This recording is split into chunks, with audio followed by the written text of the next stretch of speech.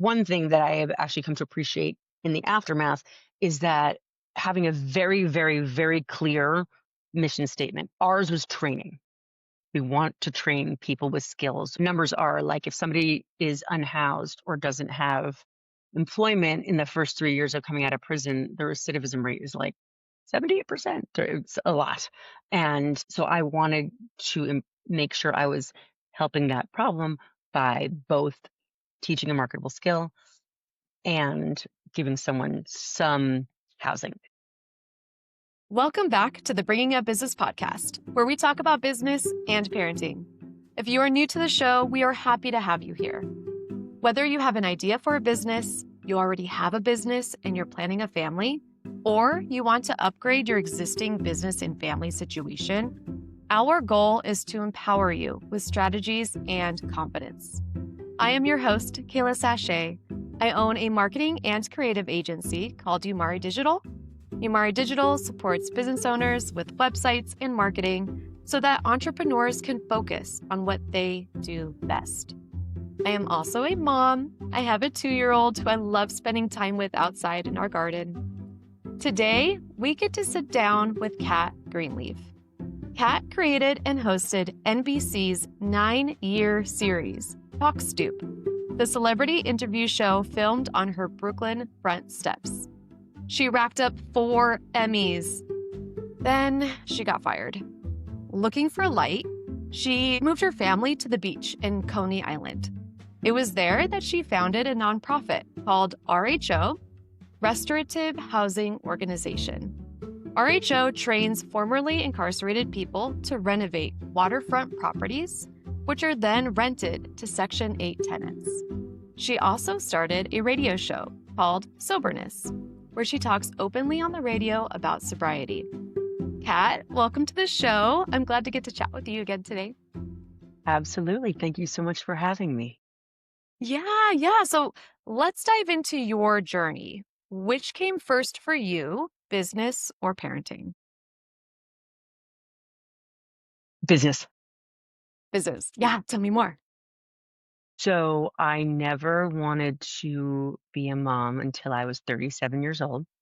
And my son was born 3 weeks after my 37th birthday, which my sons are adopted. So there's not so much exact planning you can do because you're at the whim of everything else. So many factors, not just your own time clock. So it Yeah. did happen beautifully according to the schedule I had laid out for myself. But by 37, I was already knee deep into my career.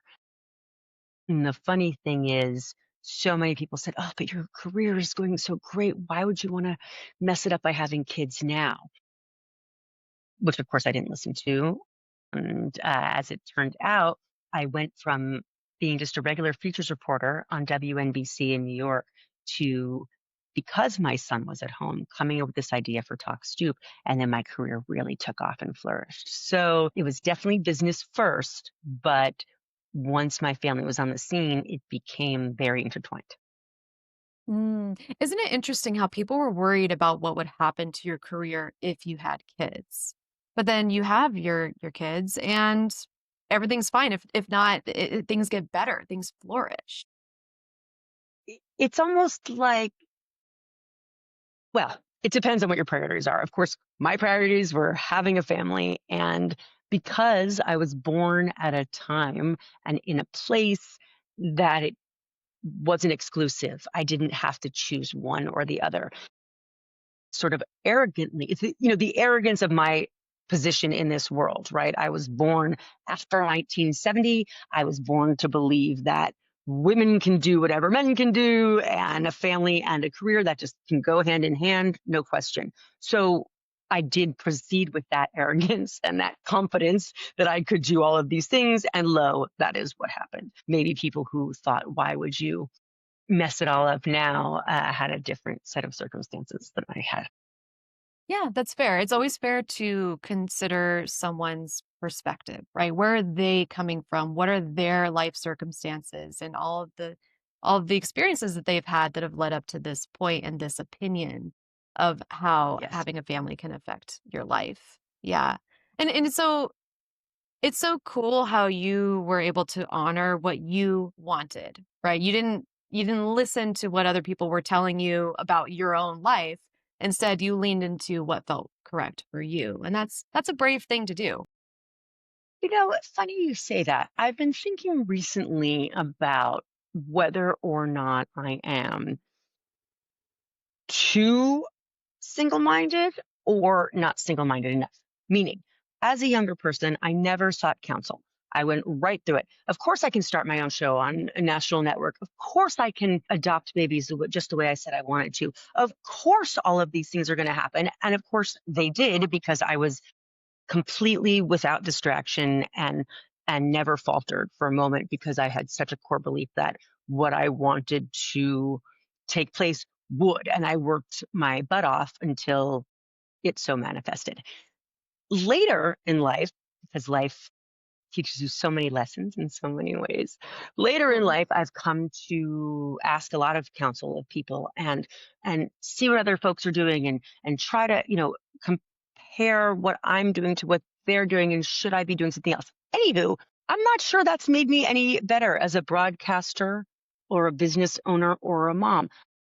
Of course, sometimes it has, but the result has been that I'm now less confident in myself. I'm less confident uh, because of all the things I've weathered as a person who's lived on the planet 53 years. But I don't think being less confident is more comfortable, So being less confident has been the result of opening my mind to what other people are doing and other people's thoughts and ideas.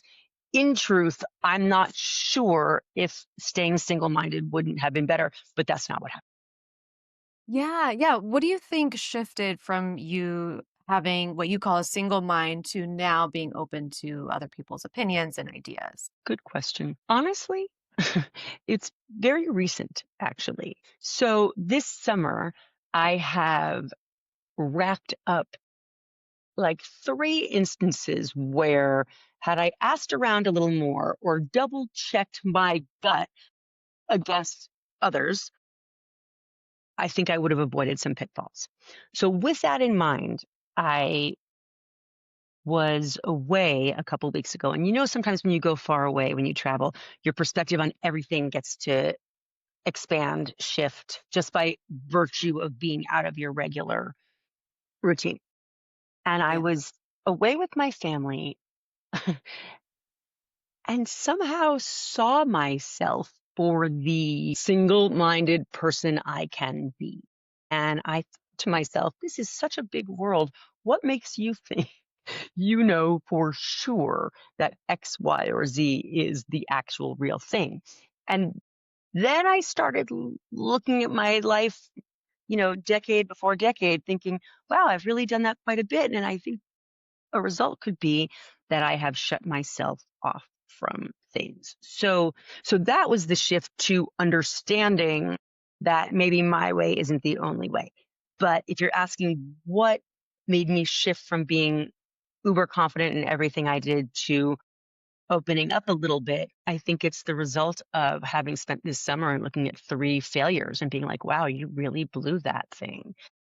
Maybe, maybe you should open up. Failure and travel are the best ways to expand our perspective. Oh my gosh. Yes, We had an episode with Jelani Millard where we talk about the value of travel and how it really can open up our worlds, right? We don't realize how tiny we are thinking and how little we know about the world until we get out there and we experience that's right. different cultures and different ways of being. Like, not everybody functions in the exact same way that we do. And we don't know that until we go out and see other people. Even if it's just like getting to another city, getting to another country, there's an even bigger advantage in Yeah, that growth. Yeah, yeah, for no, there's sure. definitely a lot to be gained there. So there was a point where you worked for women in prison. Like, what was that about? What did that teach you? I'll tell you. So I bring recovery meetings into women's prisons. I also bring recovery meetings to formerly incarcerated men and women. And when I say recovery, although I believe recovery is a spectrum and you could be recovering from anything, but in this case, it's specific to substances. I mean, that's the entry, is that it's specific to substances, and then the conversations that ensue are much broader. But why do I do that? I do that because I have been sober from alcohol for about 12 years. And as a sober person, and just as a person, I realize that life can go sideways at any minute. And given the erratic behavior that I conjured up when I was drinking, I could have been inside a women's maximum security prison as an incarcerated individual. And I am obviously very grateful that I am not that.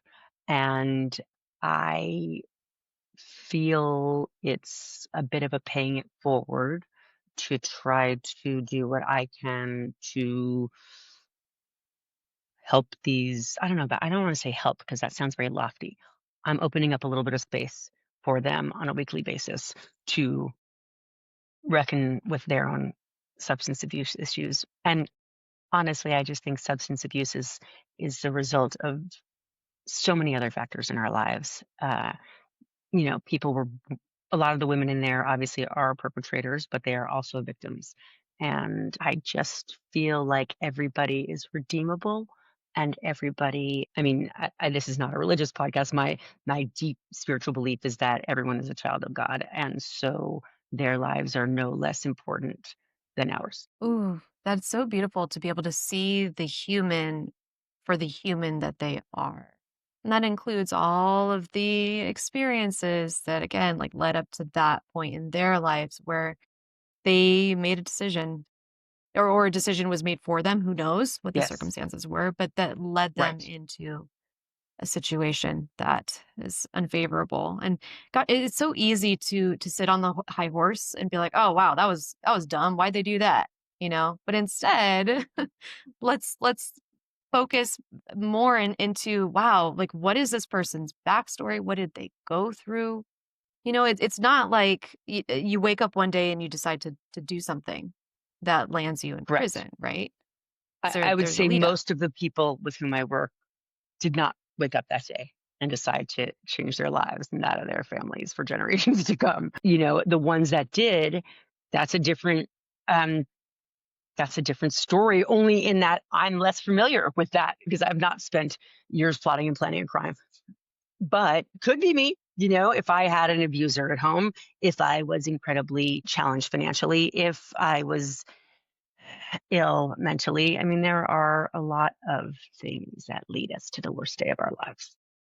Yeah. Oh, it's so beautiful to acknowledge that, right? We are all essentially the same. We all We are all the same. yeah. Mhm. Yeah.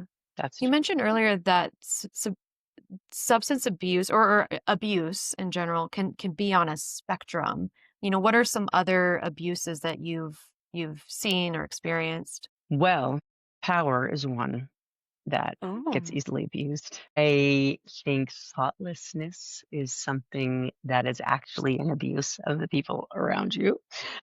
So we were talking about earlier about this perspective shift that I had on myself. And one of them is, wow, I'm always pretty clear on what I think about other people are acting. But on the other end of this, people are really clear on how I'm acting. And maybe the way I've been presenting isn't at all the way I think I am being in this world. And then there's two ways to even look at that. One is, who cares what anyone else thinks? But the second is, it's a good reflection. Am I showing up on this planet the way I want to? And if I'm not, how would I know? I can see it reflected in others. So maybe I should stop thinking about my own thoughts so much and tune in a little bit to how other people are reacting to what I say and do. Now, again, that said, I go back to my earlier point about being single-minded. I've made so many decisions in this life that I see now are unpopular. Those include choosing to adopt children when I can have my own. I knew that since I was 6 years old that I was going to do that. That was unpopular. Giving housing and opportunities to felons, people aren't that into it. Uh, Things like that.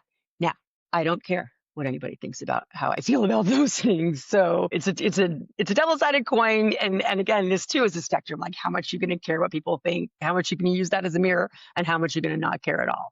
I've had to mostly in my life not care at all because I'm now hearing in my 50s that my ideas aren't always standard. But oh well. Kind of a blessing though, right? Like you get these unique ideas and you're able to give back to the world in a way that the world hasn't seen before or doesn't normally accept, but maybe it's needed. Gosh, I sure hope what I'm doing is needed because every now and again, I enjoy a lot of it so much that I'm like, who is this for? But therein lies the rub. You have to love what you're doing that much that you're not sure if it's for you or for them. Because if you're just serving, but you hate it, is Mm-hmm. that good? Are you spreading enough sunshine in the world? Just like other Mm-hmm. people deserve to be served, you also deserve to be served. And so Mm-hmm. I've been thinking recently about the things that I've done that have really hit versus the things that don't. And the ones that really hit are the things that I love the most, whether or not they're the most service based or classically obvious. Yeah, yeah. And it makes sense too, because when you are so deeply into something, into doing something, that can help you ride through the ick because there's bound to be ick when you start something, right? Yeah. You start and continue to run something. It can get difficult, right? You run into challenges. And if you deeply care about something, you can get through that ick more easily. Yes, 100%. Yeah. Yeah. So let's talk about starting your nonprofit. What led to that decision? It sounds like it was an idea that you had, but where did that come from? What is it Okay, about? I'll tell you the story. Yeah.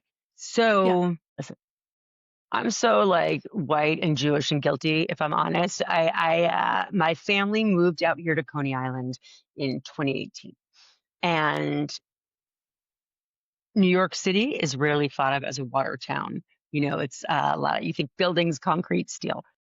So we had this opportunity to move a little farther out from downtown Brooklyn, where we were living, to Coney Island, which is still in the five boroughs, but the beach is pristine. It's you see forever over the ocean. I mean, it is crazy that we're here in New York City. So That is crazy I because love it. I'm in Cali, and when I think of beach, I think of Cali beaches, or I think of somewhere in the Philippines or Thailand or something, gorgeous beaches. I don't think of New York. Right. Right. So I feel so blown down that we get to live like this. And by the way, because it's a little farther out, New Yorkers were all about convenience and time and how close to the subway, whatever. So, I'm a 10-minute walk farther from the subway than maybe somebody that lives where I used to live in downtown Brooklyn or someone who needs to have the subway right on their corner. But what you get in exchange for a slightly less convenient way of living is, oh my God, I live on this beach, this private beach. And because it's farther out, it is much less expensive, like by a third. I mean, it is a third as expensive to live out here.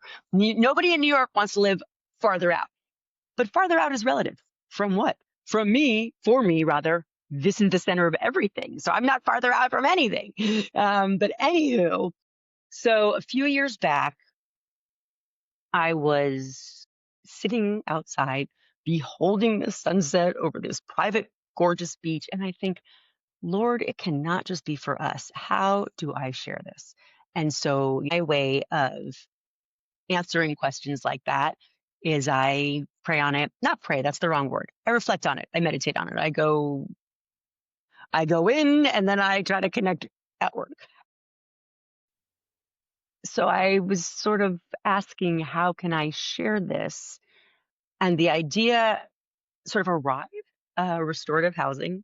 And it's a lot to think I'm going to amass waterfront properties for felons around New York City. However, what I can do, I figured, is if I can find undervalued properties, I will be able to hire people to help me renovate. And that's something that's been my avocation my whole life. I come from a family of builders. I love houses and I love old houses and I love the opportunity that a house represents for families, for employment, for preservation. Anywho, so with all of that, I wondered, okay, who needs the blessing of the water the most. And people who lived in cages is the answer that came to me pretty quickly. So I instantly started looking up formerly incarcerated organizations and found a couple. And so simultaneously, I then, after looking at many, many, many weird watery communities in New York City, I found a place called City Island, which is a little teeny island off the Bronx, less than a mile long. It has, unlike the neighborhood where I live now in Coney Island, it has withstood centuries of storms and floods and fires, as opposed to where I live in Coney Island, which is sort of burned down and flooded out several times over. So there's this vintage island in the middle of the Bronx, and there are some real old houses on them, and they're on the water. And so I was lucky enough to find a little campus of 3 bungalows. And so we had a little family farm upstate, and I sold that in order to buy City Island. And I wanted to test my theory if, my whole little equation would work. The equation being finding an undervalued property, hiring formerly incarcerated people to renovate it, and then to rent them out to Section 8 housing. Because in New York City, living anywhere on the water is a premium. And certainly if you have a Section 8 voucher or any other kind of housing voucher, chances are you're not living on the water. But through this little formula, I can offer that. So I tried it out, self-funded the first time, and I learned so much, mostly from the guys. I had one woman on the crew, but mostly the guys.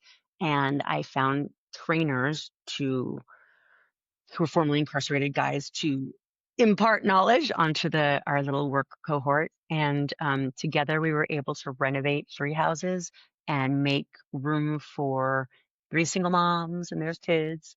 And it worked, and the formula worked. So then I thought, well, this was before the idea of a nonprofit came into being. And I thought, well, let me get some investors. I need investors. I self-funded the first 2 projects, and then I was out of cash. And so I was looking for investors, and a friend pointed out that perhaps a nonprofit would be a better way to go, because then people could get a tax break. And I didn't need to personally own the properties. That was not a goal. I mean, I love owning properties, but this could be a separate thing. It didn't have to add to our family portfolio or anything. And so I applied for the nonprofit status, and it happened like much quicker than I thought. Well, then that landed me in, oh my God, now I got to raise money. I have to figure out how to do this. And that sent me to my bed for 2 days straight crying, because I'm really not a fundraiser and I don't love it. And I thought, how am I going to do this? And the New York Times did a story on us. And so now I'm like, oh my God, it's really game on. I have to learn how to do this. We were fortunate enough to get a lovely donor who kicked me off into being able to do my first 2 projects as a nonprofit. That brings us to now.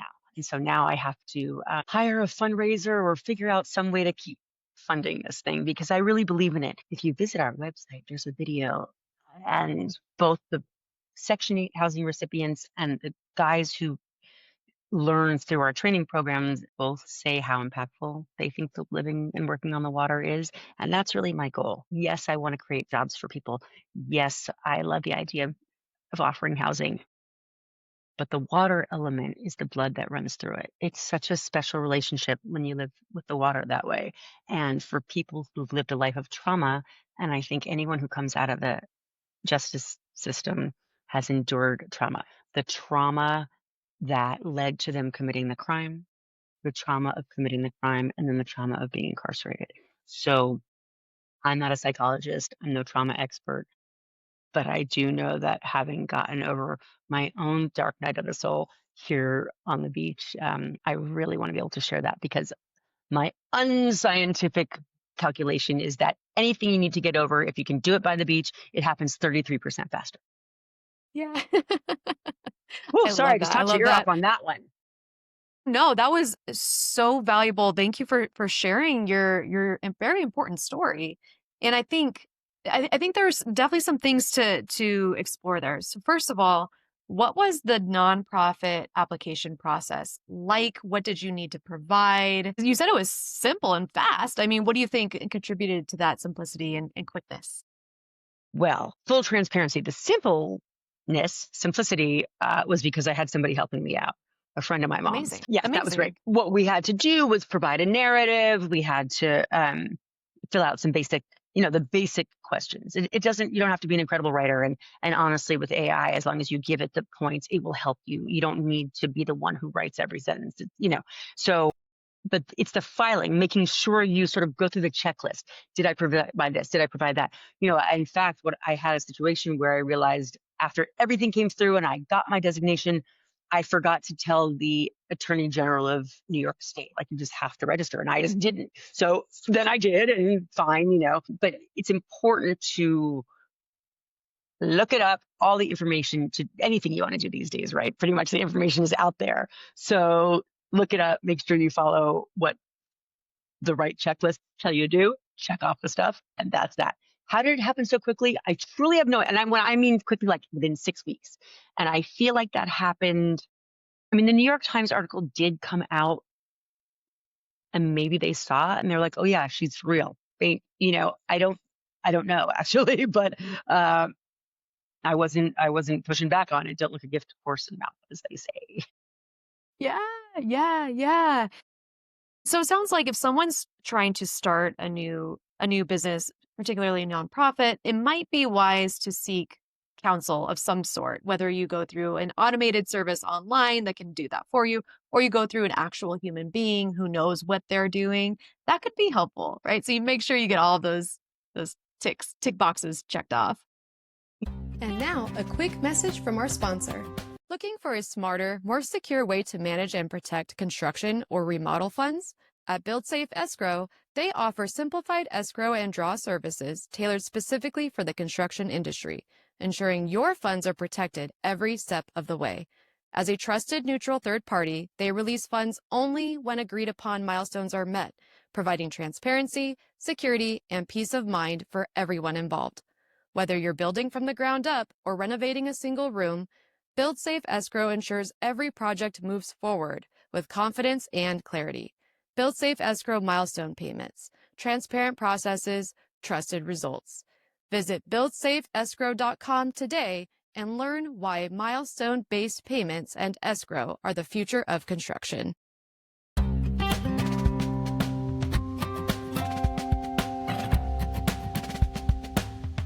Thank you for staying with us, and back to the show. Yes, 1,000%. And I think one thing that I have actually come to appreciate in the aftermath is that having a very, very, very clear mission statement. Ours was training. We want to train people with skills. The numbers are like, if somebody is unhoused or doesn't have employment in the first 3 years of coming out of prison, the recidivism rate is like 78%. It's a lot. And so I wanted to make sure I was helping that problem by both teaching a marketable skill and giving someone some housing.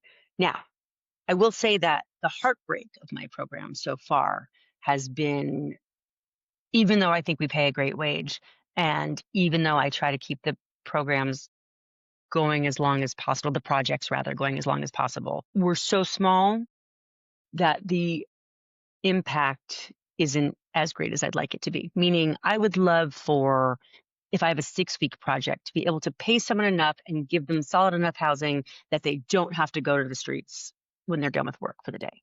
But in truth, the need for so many people coming out of prison is so great. The financial need, the family obligations, all these things that I'm not able to do enough.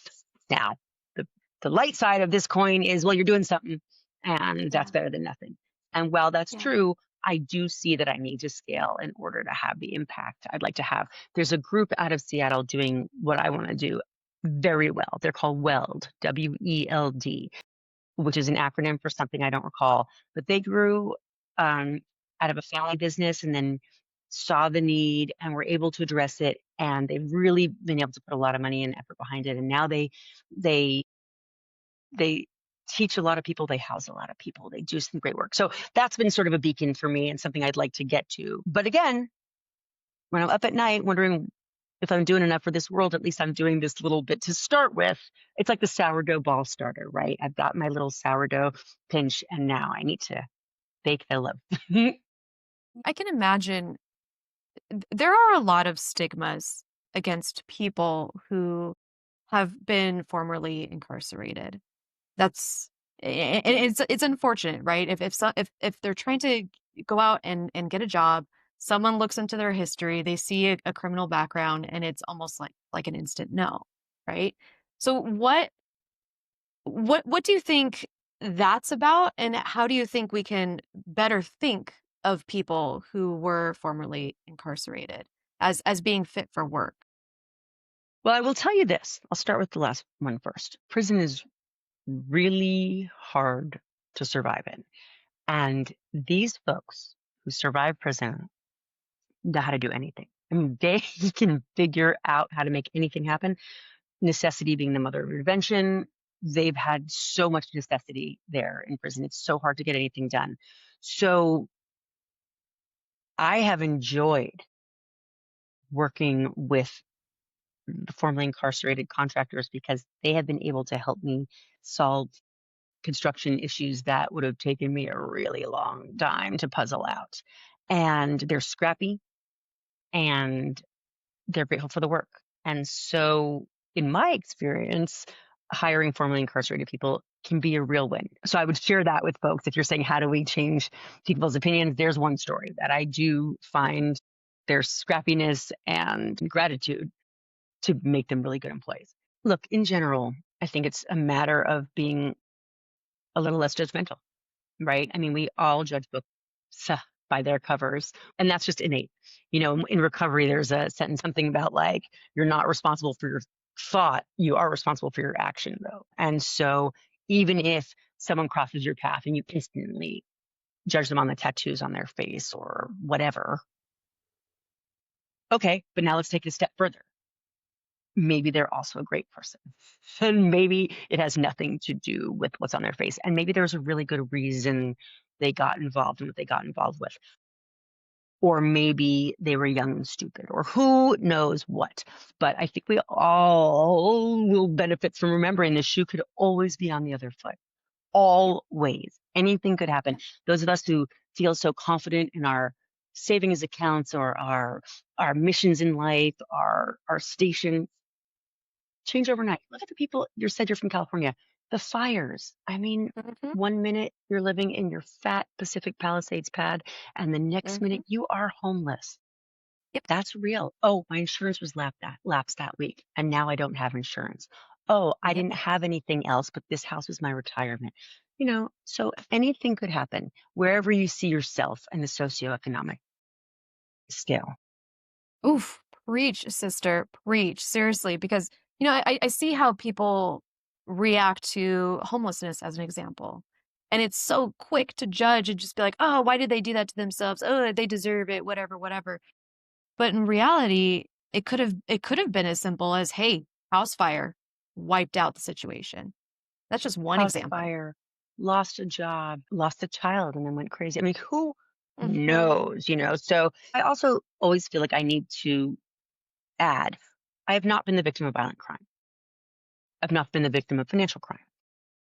I've not been a victim. So I do have this like openness in my heart toward people who've committed crimes, caused great harm. I'm not saying it should be as easy for everybody as I have found it so far. My experience has allowed me to feel the way I feel. So I certainly wouldn't knock anybody else if it's not as easy to come to. Sure, sure. That's important to acknowledge. Absolutely. And there's also a stigma against Section 8 tenants. So that sounds very specific. You want to cater to that grouping of tenant. Why is that, and how is that helping? Okay. So just because you're on Section 8 does not make you a bad person. Yep. In fact, it makes you smart because if the money is there, if the government benefit is there and you can use it, figure out how to use it, you know, and it's actually pretty hard work to all the paperwork and the appointments, the things you have to do to get your Section 8 status. So people may have some bias against a Section 8 tenant. I think any tenant can be a good tenant or a bad tenant. I've been a for-profit landlord. I'm still a for-profit landlord, by the way. But I mean, I worked with not Section 8 tenants for years. And if they decide to not pay you, they're just not going to pay you. If they choose to give you hell about every little thing in your apartment, they're going to do that. The beauty of Section 8 for a landlord, and I always have to point out, I am not an altruistic landlord. This is how we make money. The government always pays. The government always pays. If you have to evict a tenant, the government's still paying you for the eviction. And because we've invested so much of our money in our nonprofit, I need to make every dollar from our real estate business that I can. And I don't have even a month actually of buffer if somebody chose not to pay. So there is some protection for me as a landlord in doing Section 8. You're not just issued people.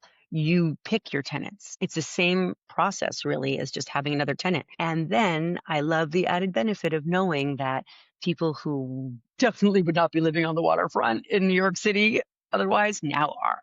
So that for me is just the fun part. But the business part is the government is my tenant in that they're the one that pays me. And that is rock solid. And I try to pick tenants that I trust, as I did before when tenants were paying their bills themselves. Brilliant. That makes sense. You still have your tenant, but you have the government as your guarantor. They are the ones putting the bill. Yeah. Brilliant. Right. Brilliant. So thinking about your hiring process within your nonprofit, how are you choosing the people both on your admin team and your contractors, your boots on the ground? What does that process look like? Well, my admin team, the entirety is right here. I am my whole admin team. Yeah. So, but I have hired people along the way. I have somebody that helps me edit my videos. I have somebody that does the website. Smart. Well, those folks don't need to share the spirit of what I'm trying to do. It's always nice. I've never been able to pay top dollar for anything. So I try to work with people who are substantive and good at what they do, but charge a fair price. But I also, by the way, like to pay people. With all the different AI programs you can use for graphics, for writing, for information seeking, people are like, see, you don't even need to hire anyone. I like to pay people for work. So I try to pay people who I can. I think I have a lot of mixed feelings on AI. And so in the meantime, until I figured it out, I really like to pay folks for good work. So I find people that I like to pay, people, I feel like deserve it. And then for my guys, and it is, I say guys because I've offered a lot of these construction jobs to women. And so far, I've only had one across all the projects. I hire people who show up. The way it works is I go through like an agency, right? An agency that deals with formerly incarcerated people. So like if I was going through any employment agency, I tell them what the job is. They tell me who the candidates are. I agree to see everybody, but out of that, everybody, usually only 50% shows up. My jobs are really weird. They're a little farther out of town, require a willingness to be outside and to learn, right? Because we're really about a learning program. So not everybody wants to do that. Some people are like, I know my trade, I don't need you. Okay, then you're not a good hire for me. My hire is both a student and a worker. So it hasn't been hard to find people because they make themselves evident pretty quickly. Yeah, you're ultimately looking for somebody with a learner's mindset, not a know-it-all. This is my lane, that's your lane. Yeah, yeah. Yeah. Beautiful. Beautiful. Well, Kat, I'm so excited for the future of RHO. I sincerely love and appreciate what you're doing, both for your community, but the community at large, because this does ripple effect, right? I firmly believe that how we treat ourselves and how we treat other people definitely affects someone on the opposite side of the planet. it's all vibrational. This is a little woo-woo and I'm getting it out there, but that's just what I believe. And that's been my experience so far. So thank you. You want to hear something for what funny you're on that? doing. By the way, I had a friend Yes. over this weekend and her last name is Wu, and she brought her husband, and I hadn't realized she's W-U and he's W-O-O. So when she got married, she became Woo Woo. I love that. Isn't that Yes, amazing? woo-woo. It's amazing. I'm glad she took that opportunity. That was a good one. Yeah. Thank you so much for having me. It's been really good talking with you. Of course, same Cat. Where can people find you, whether they want to help with funding or they want to help with the work or they just have a question? Where can they find you? Our website is restorativehousing.org, and that's just like it sounds. I'm Cat, C-A-T, at restorativehousing.org. And then in my sobriety work, the show is called Soberness. So that's at soberness.com. And I'm also Cat at Soberness. So depending on what your question is, pick an email, any email. Thank you so much for your time. I really appreciate it. Thank you. We'll talk again. Say bye-bye. Bye-bye. Say bye-bye. See you later. Bye-bye, see you later. Thank you for joining us on Bringing Up Business. If you enjoyed this episode, it would mean the world if you took a quick second to rate our show on Apple or Spotify, or write a comment on YouTube. You can also share this episode with anyone who you think might gain value from this show. You can find us on Instagram at bub.podcast. That's bub.podcast. And finally, if you have a question that you would like us to answer, please let us know at bringingupbusiness.com.